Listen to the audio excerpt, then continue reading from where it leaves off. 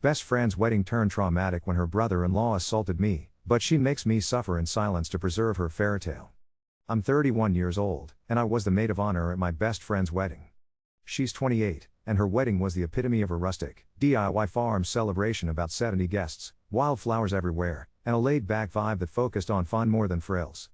My husband, also 31, was the best man, so we were both right in the middle of everything. The ceremony itself was simple, just what they needed to make things official, a sweet kiss, and then straight to what mattered, the party. I admit, I loved giving our speech standing alongside my husband, reveling in the warmth and laughter filling that old barn. There's nothing better to me than feeling the love at a wedding and soaking it all in with my husband of 7 years. After we danced, I felt the pressure finally melt away. These are the moments I cherish most. But things took a sharp turn later in the evening. The bride's bustle broke, layers of her dress suddenly sprawling everywhere. The other bridesmaid and I jumped into action, herding the bride to the head table, which was raised up on a little wooden stage. I got her settled, poured her a drink, and dashed off to grab a comfy pair of shoes I tucked away in my emergency kit just for her. As I hurried back, I noticed one of the guests, let's call him Alex, parked himself right between the bride and the other bridesmaid. Alex is the groom's stepbrother, about 28, and honestly, I only paused long enough to shake his hand before slipping beside the bride. My priority was helping my friend out of those heels and into her dance shoes. Meanwhile, Alex was chatting up the other bridesmaid. So there I am, crouched at the bride's feet, wrangling layers of white satin under her chair to keep anyone from stepping on it, when Alex stands up and tries to leave. The only way out is between me and the bride. He says, "Excuse me, I'm going to try not to step on your wedding dress." I made a joke about the meters of fabric everywhere, still focused on tucking it away safely, when suddenly, Alex attempts to step over me. He stumbles, trips, and his foot bangs into my leg. I immediately start apologizing, my reflex when things get awkward. But instead of brushing it off, Alex kneels right beside me, slips his arm around my shoulders, and pulls me tight against his chest. He says, "Oh, it's okay," but I keep repeating no, no. My body freezes. I try to lean away from him, but he squeezes tighter. Then his hand slides down my back, grabs my bum, and before I can move he dips his head, brushes his lips against my shoulder, and kisses me. The bride is sitting right there, within arm's reach, watching all of this go down, with the table to my right and a drop into the garden right behind me. There's nowhere for me to go. I look at her, my eyes wide, silently begging for help. She locks eyes with me, her gaze flicks up at Alex, and she sternly says his name. Then she just repeats it, but doesn't move or physically intervene. Just then, I heard my husband's voice cut through the tension, "Get." Alex scrambled to his feet, muttering about accidentally kicking your wife and needing to sort it out. My husband, calm but commanding, told him, "I've got it from here." Alex quickly retreated, the other bridesmaid close behind. I made my way back to our friend's table, my heartbeat rattling in my chest. My friends caught Alex grabbing my ass, but not the kiss. I confessed the fuller story to one of them later. I kept quiet to my husband that night, I knew he was already furious. The next morning, I told him everything, and he agreed waiting was the right call. As for the bride, she never checked in on me, not that night, not since. Later on, Alex made a half-hearted attempt to approach me again on the dance floor, but the crowd gave me enough cover to slip away. My husband stepped up to the groom, confronting him about Alex's behavior, but nobody seemed willing to actually rein Alex in. He'd been cut off at the bar, but I watched him keep drinking anyway. The following day, my husband and I stopped by the newlyweds' house to drop off some things. I walked in ready, determined to bring up what happened. But as soon as I made a small comment about her dad forgetting her earrings, she brushed it off, saying, "I only want to remember the good things from the day."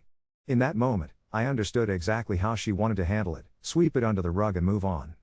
So I bit my tongue.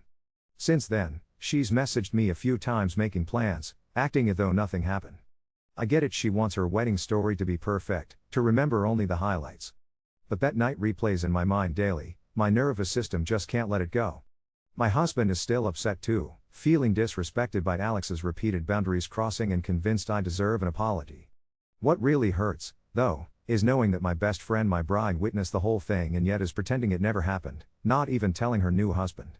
I'm trying to let it go, to avoid raining on their post-wedding bliss or making the situation about me. But I don't believe that silence and time can really heal this. I'm still struggling to figure out how to address it without feeling like I'm being selfish or starting drama, when all I want is some acknowledgement that what happened wasn't okay. Update 1. I want to start by saying how overwhelmed I've felt in the aftermath of everything, and how much I've appreciated the thoughtful input I've received from friends and acquaintances.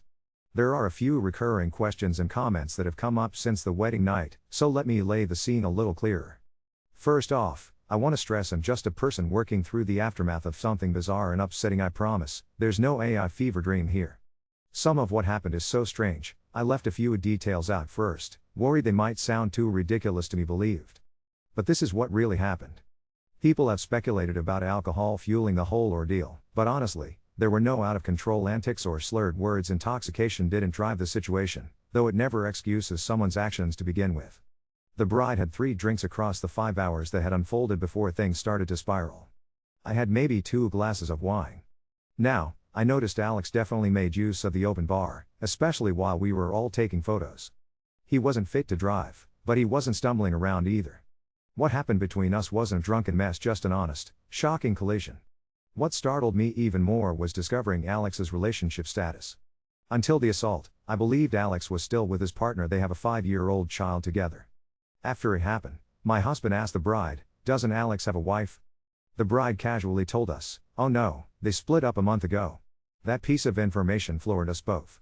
I had people ask why I didn't stand up for myself in the moment.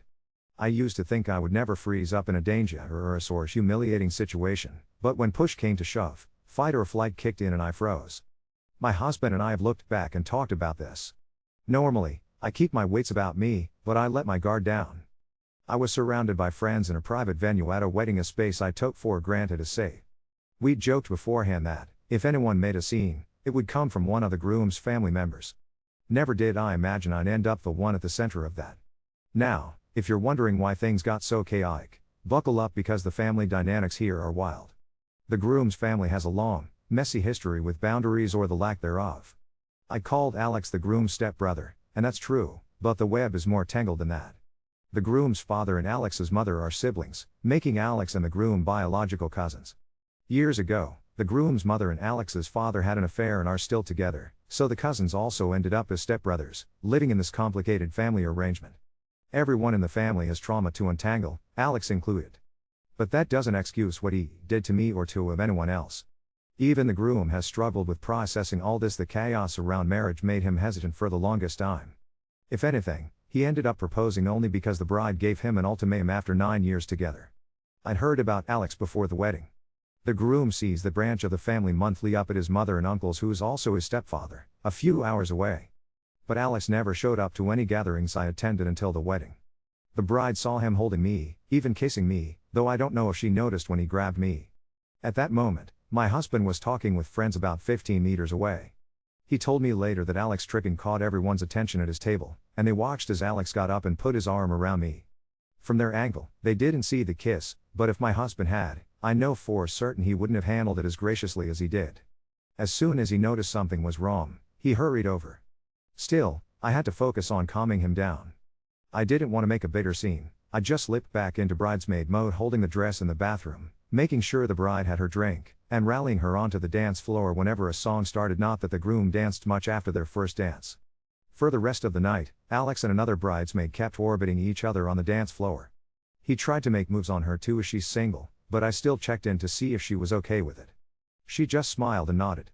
Later, I found myself peeling Alex off the bride after he wrapped his arms around her waist, whispering something into her ear under the thump of music.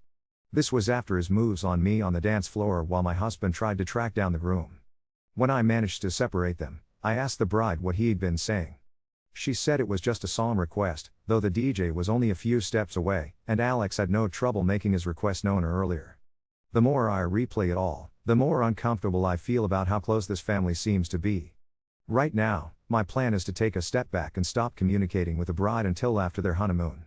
Once things calm down, I want to set up a coffee meet-up with all 4 of us present and ask the bride what she remembered seeing between Alex and me.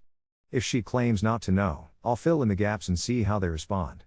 It'll take some coordination since we both have kids, but I need answers, if only to rebuild some sense of trust, or at least find closure. Update 2. They got back from their honeymoon on Sunday. Monday morning I texted her one sentence, "Coffee." All 4 of us. She sent a thumbs up. We met at a quiet place with plants in the windows and the kind of hissy espresso machine that sounds like it's shushing everybody. She came in on her husband's arm, mine set our coffees down and sat beside me. No small talk. I asked her what she saw on the stage. She said, "You two were hugging after he tripped." The groom added, "He told me he apologized and you said it was fine." I set my phone down. "Your videographer had a static camera on the head table," I said. She knows I'd coordinated vendors, my name was on half the emails. While they were away, I'd asked the videographer if his wide shot caught the bustle chaos. He sent me a 30-second clip. I press play. The hiss of steamed milk, spoons on saucers, and on my screen, Alex kneeling, my shoulders tipping away, his arm coming around me, his hand sliding where it doesn't belong, his mouth against my shoulder. The bride is in the frame, watching. I hit pause. Her face drained. The groom went very still and then stood so fast his chair scraped. He took his phone outside. My husband followed. She and I stared at each other over two and touched cappuccinos. I froze, she whispered. "Me too," I said. I dinner my phone lit up like a slot machine. An unknown number, his mother, who is also Alex's stepmom, and his aunt and that family pretzel telling me I was trying to ruin a family over a misunderstanding. I told her the misunderstanding was believing her son didn't put his hands on me. She said she'd get the footage taken down, as if a clip on my camera roll was a billboard on the highway. I hung him up. 10 minutes later the groom sent a screenshot of the family group chat where Alex wrote that I pulled him in and kissed his cheek for not stepping on the dress. The groom's reply was the video and, "Don't ever contact my wife like that again." The chat detonated. Then a message blinked into my Instagram from a woman I didn't know. It was Alex's ex. She said she left because of exactly this. She wrote, "I'm sorry. If you need me to say that for you, I will." She attached a cropped screenshot of an HR warning about conduct at a work event. No names, no drama, just evidence that this isn't a one-off. I stared at it for a long time before typing "thank you." The other bridesmaid came by the next day with ginger ale and lipstick on her coffee cup. She told me Alex had backed her toward the bathrooms until the DJ wandered over to collect another request from him. She apologized for not seeing more on the stage. I told her I wish none of us had to see any of it. The photographer emailed the first batch of proofs and, in the middle of sparkler tunnels and grandma's laughing, there's a candid from the side of the head table wide enough to keep it PG, clear enough to see my body angled away, his hand where it shouldn't be, and my face turned toward the bride. I forwarded it to the groom because he asked. He responded, "Got it. Thank you." A few hours later, I called him. "We're done." On Thursday the bride came to my house alone. She sat at my kitchen table the way she is since we were 20, both palms flat like she was holding a wood steady. She apologized. "No conditions, no if you felt, just I'm sorry I watched and I didn't get up. I'm sorry I pretended it would disappear." She said she'd spent an entire year keeping leaks out of a boat and the night of the wedding she couldn't stop doing it, ignoring a hole felt easier than bailing water. She said she'd asked the groom not to ruin their first week as husband and wife by bringing it up. Seeing the clip snapped something. I believed her, and I also didn't, and both truths sat there together like two people who don't like each other forced to share a bench. I asked if she'd told him all of it the way I had to pry Alex off her on the dance floor, the whisper in her ear. She said yes. She told me the groom drove to his parents' place and stood in the driveway telling his stepfather/uncle that if Alex shows up anywhere, they won't. She said the words restraining order were spit at me on the phone like an accusation and she threw them back like a plan. She said he hasn't spoken to his mother since the coffee. Then the venue manager called about a refundable deposit for glassware and, in the same breath, joked about that wild family. Before I could decide how much to say, she mentioned they asked Alex to leave after last call because he tried to follow a guest into the gardens. I asked who. She checked a note. Ride. Security walked him to an Uber. We both sat very still when I told her. She hadn't known. My fridge hummed like it was trying to fill all the space in the room. There are no police reports in motion right now. No Facebook blasts. Just small boundaries snapping into place. My husband texted the groom that if Alex will be anywhere, we won't. The groom replied, he won't be. Not anymore. The other side of the family is calling it a smear campaign. I'm becoming very good at using the block button. My house feels both more protected and more glass-walled than it did 2 weeks ago. The last unexpected thing, the videographer emailed to ask with my permission and heirs if he could include the 30 seconds in the archival cut. "I don't want your day to be a lie by omission," he wrote. I told him to ask them. The bride texted later, "We said yes. Maybe they'll watch it in 10 years or maybe it'll sit sealed in a hard drive forever. Either way, for the first time since that night, the truth isn't just vibrating in my body. It's out in the room, where other people have to decide what to do with it. Update 3. On Monday, a courier handed me a heavy envelope like it might bite. The return address was a downtown firm with too many surnames. Inside, a letter using words like defamatory and injurious and demanding I cease distribution of false materials. My husband read it twice, then put it flat on the table as if by not creasing it he could keep it from becoming real. I took a photo of the letter and the photographer's candid in the 30 seconds, then walked 2 doors down to our neighbor who drafts contracts for a living and grills in the snow. He poured coffee into a chipped mug and read without changing his face. He emailed a 3-line reply on my behalf attached to the video in a sentence that said the truth is not actionable. The haste that left me was not polite. No one from the firm has called since. The venue manager asked me to say bye. I stood under the same string lights from the wedding while she scrolled through their incident log. There it was in a neat paragraph: guest escorted off property for following a woman toward the gardens after last call.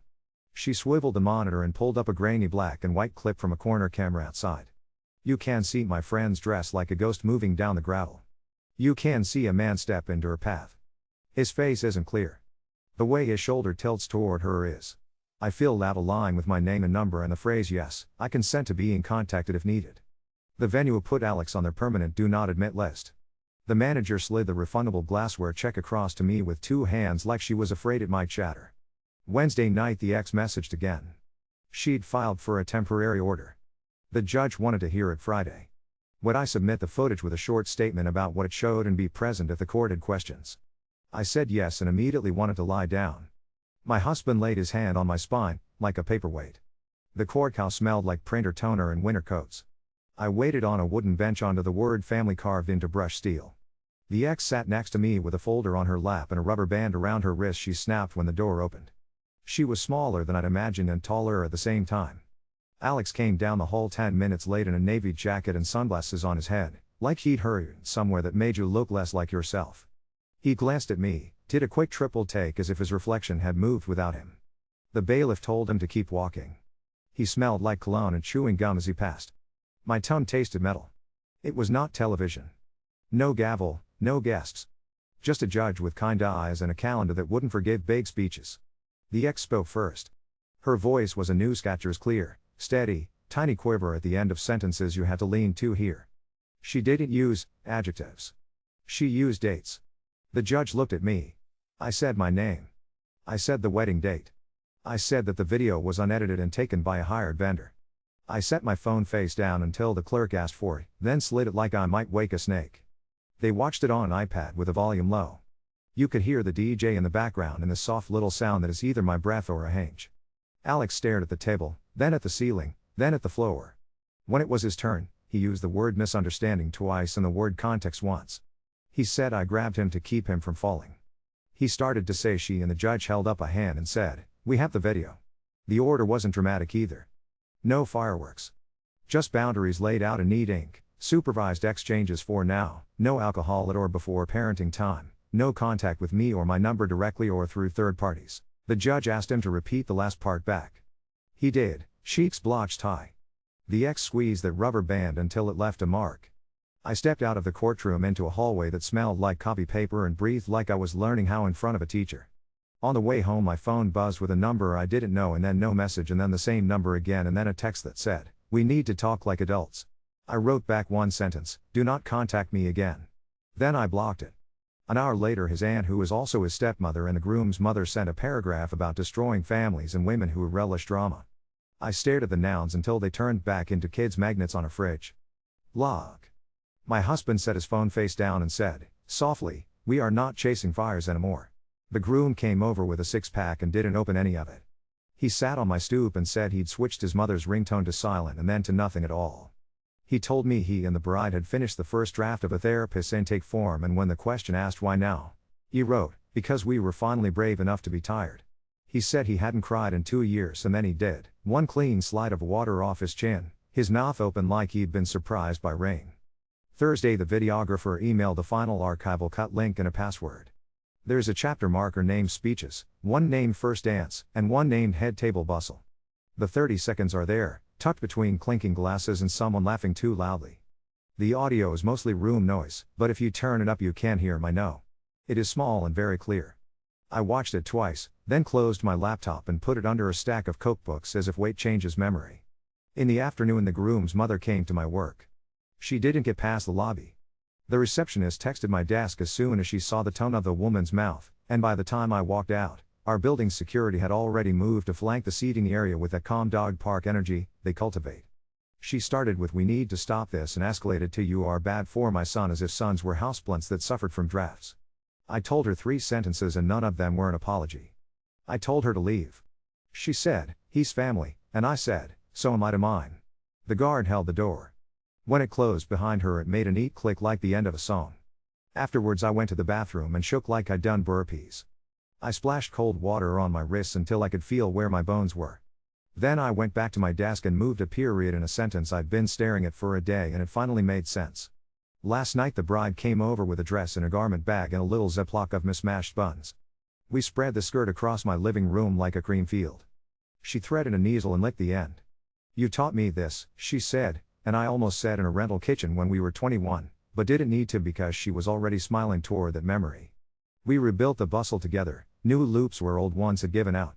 She told me she'd called her therapist and said the words complicity and repair without crying. She told me she'd texted the other bridesmaid and thanked her for checking on her that night and apologized for needing her to fix problems she hadn't made. She said she didn't ask me to forgive her because forgiveness, for once in our lives, felt like a thing that would need to be earned rather than rushed through to calm a room. We tied off the last thread and I sat back on my heels. The dress hummed a little with static and then dropped, relaxed, onto the rug. After she left I walked a bag of recycling down our driveway and the air had that early spring mix smell of thaw and rot. My neighbor across the street was fixing a chain on his kid's bike in a circle of porch light. I stood there a second and felt all the lines I'd drawn in the past 2 weeks stretching across our map like kite strings, to the courthouse, to the barn, to the women who texted me too with stamps of their own tired, to my own couch and the needle we used to make something hold together. My phone buzzed in my pocket once. It was the ex, "Thank you. We got tonight." I held the phone against my palm like a small warm stone, walked back inside, and slept all the way until morning without dreaming. Update 4. The notary's office smelled like ballpoint ink and peppermint. There was a plastic dish of Jolly Ranchers that had melted together into one jewel.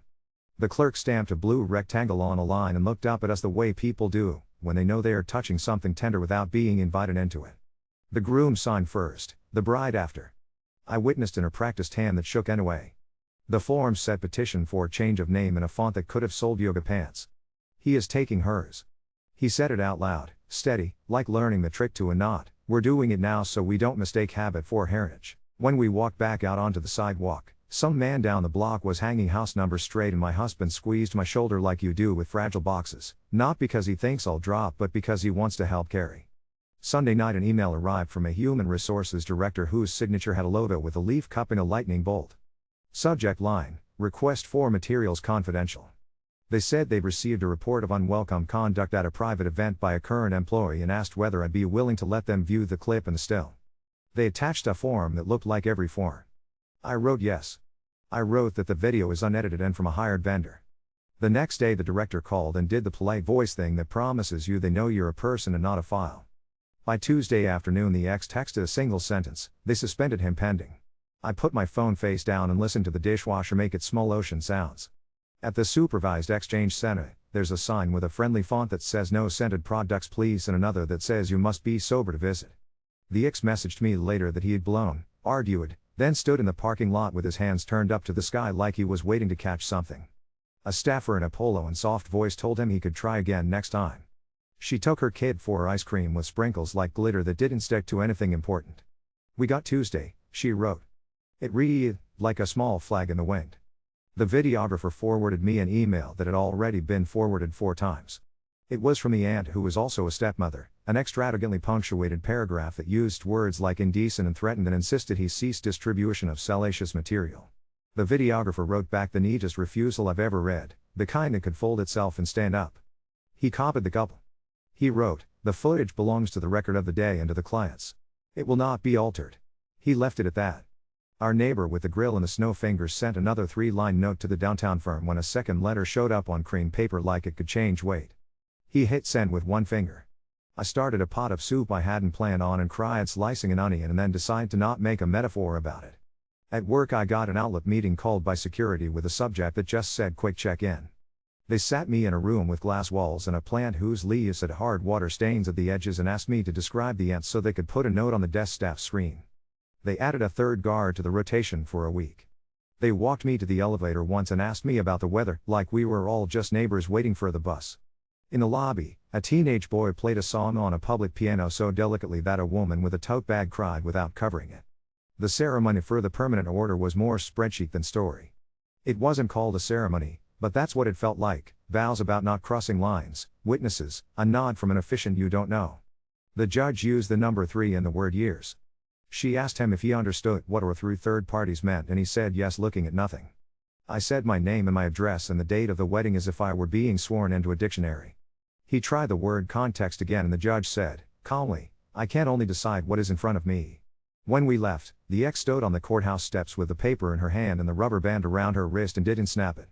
She said, I can't hear my own breath again, and laughed a small involuntary laugh that sounded like the first fizz when you open something cold. The album proofs came back in a link with a password that was their last name, her last name, now twice. We clicked through on my couch, the bride's socked feet under my thigh, like they've always been. Between the sparkler tunnel and cake, the software suggested a layout for head table candid. It auto-plays the side shot. The bride touched the screen like it could feel her. Leave it, she said, and when the note box popped up she typed, we decided to tell the truth. The photographer added a spread called Quiet Moments and tucked it there, gentle as someone closing curtains. The groom's mother mailed a key in a white envelope without a return address. It hit the wood of the entryway like one coin. Inside was a note written in tidy loops that said, simply, you are still my son. He slid the key back through her mail slot that afternoon with no note at all. The locksmith came 2 hours later and changed out the deadbolts in 10 minutes, then stood at the door showing them how the new ones clicked like a seat belt. The brassy smell of fresh cut metal hung in their hall. My husband helped the groom carry the old hardware to the bin and they didn't say anything, both making space next to the plastic recycling like it needed a moment. On Saturday, between a grocery run and a nap my kid didn't take, a man I didn't recognize walked up our street in a baseball cap and took a photo of our house without stopping. The picture sound of his phone tapped the air. He didn't look at me. He kept moving like a person counting mailboxes. I wrote down the time and the color of his jacket and sent it to our neighbor with a snow grill and to my husband and to security out of habit like I was setting a timer. Nothing else happened. We ate popsicles over the sink like teenagers and my kid stained his lower lip bright red. That night the bride and groom came over with tacos in a brown paper bag and we ate at my counter, all of us leaning, because for some reason leaning feels safer than sitting these days. He said his therapist had framed him in 2 chairs and asked him to choose which one belonged to him and he sat in the one that made his neck stop hurting. He said he woke up in the morning and didn't dread his phone. She said she ordered a new return address stamp and then laughed and put her forehead on her forearm like it was too big a thing to keep in her skull. We talked about nothing and then everything and then the sink hummed as if it was practicing a song it might someday know. When they left, I stood in the dark kitchen and listened to the house do the tiny noises that mean I'm still here, pipes ticking, the fridge sighing, the occasional far-off wobble of an early summer motorcycle. My phone buzzed once, not again. The ex, we got Saturday. I held a glow in my palm and finally put the album note on our own family calendar where we mark orthodontist visits and field days, tell the truth. It looked almost like an errand and also like a compass. I went to bed, with the window open. Somewhere a dog barked twice and then decided to let it go. I slept. Update 5. The police station lobby smelled like old coffee and rubber floor mats. There was a bowl of pens chained together like they might escape if given the chance. I told the desk sergeant I wanted to make a report about an assault that happened at a wedding. He didn't blink at late. He slid a form toward me and said, we like paper to match the world. A detective with a sweater over his shirt cuffs led us to a room where the chair legs made a sound like whales talking when you dragged them. I said my name. I said the date. I said there was video. He watched 30 seconds with the volume low and wrote the word shoulder, then corrected it to kiss shoulder, and underlined it once. He asked if I wanted to press charges now. I said I wanted it on the record. He wrote that too. He printed a case number that was longer than a phone number and sounded it out as if it were a street we all might have to find again later. My husband folded the paper and didn't crease it. Tuesday morning the ex sent 3 words, they terminated him. No confetti. A screenshot of a letter with a logo that looked like a plant holding lightning, the word conduct where a heart would be on Valentine's Day. For cause, it said, and a paragraph about code. She added, we got Wednesday. It read the way a person steps through a door they use to lean against.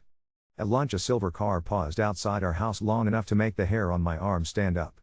The man in the baseball cap from last week leaned over his steering wheel and took another picture like he was counting shingles.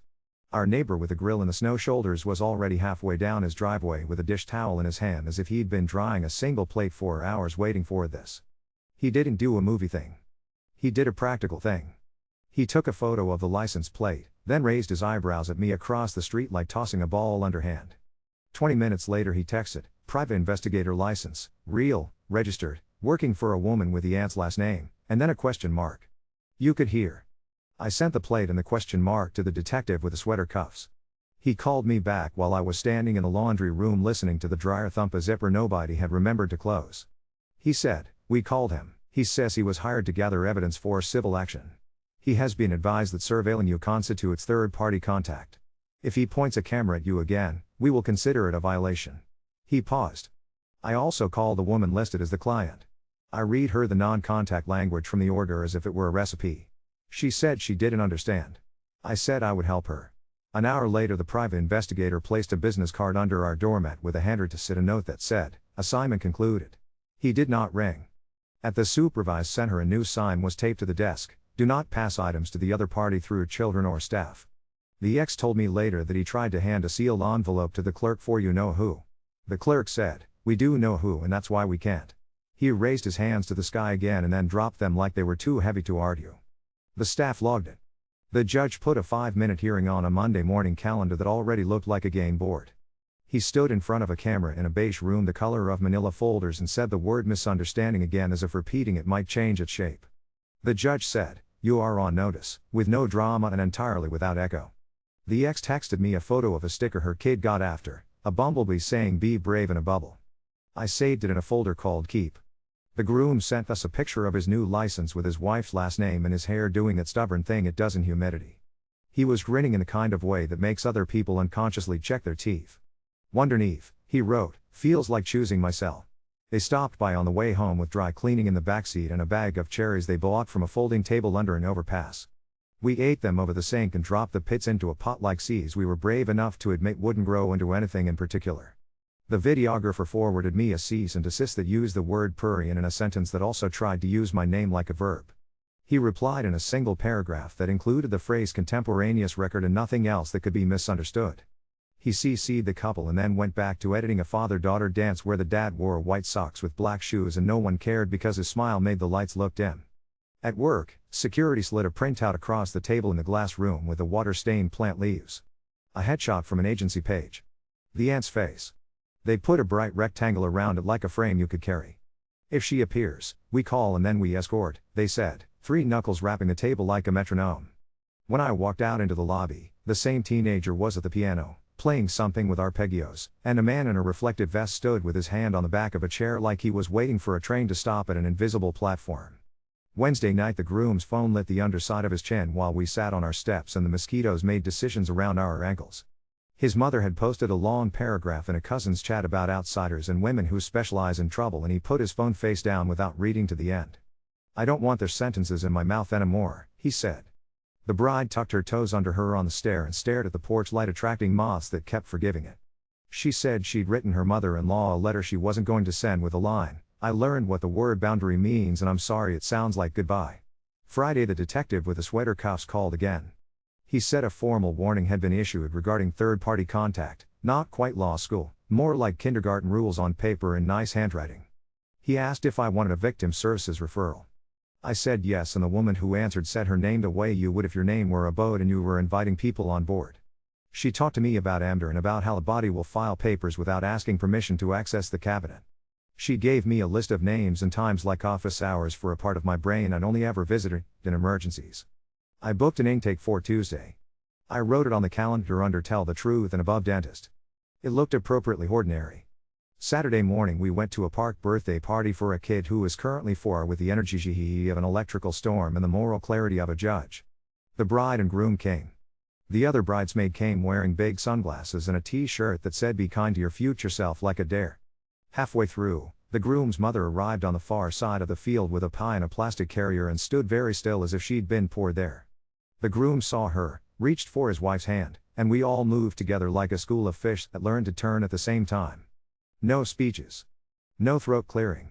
We left the frosting knives where they were and walked to our cars without explaining ourselves to anyone. She didn't follow. A kid yelled, "Where are you going?" in the air and then forgot to care when the rocket launcher fired off another foam dart into the sky. Monday, a plain envelope came with a return address that was only a P.O. box. Inside, 5 handwritten lines from a cousin whose last name I recognize like a street I never drive down. He wrote, "I'm sorry I didn't stop anything sooner. I knew how he drinks and how he behaves. We all knew. I hope someday we are less of a joke to ourselves." I put the letter with the bumblebee sticker. I didn't write back. It didn't ask me to. The detective called once more, said the DA had noted the report, that the statute left space but schedules are what they are. If we need to pull the file off the shelf, we can, he said. He thanked me for bringing it in so the future has something sturdier to lean on than memory. I hung up and stood in my kitchen with my hand flat on the counter the way you do when you've just heard a kind thing you weren't expecting, as if wood can carry a little of it for you. That night the ex sent a photo of a small hand holding a shell with a hole in it. "We got Monday," she wrote. My husband grilled in a drizzle like it was nothing personal. The house breathed its small reliable sounds. Somewhere down the block a screen door clapped and then let it go. I pressed the return address stamp with her last name twice onto a piece of scrap paper and the ink came up clean the second time, lines unbroken, letters that knew exactly where they belonged. I slept.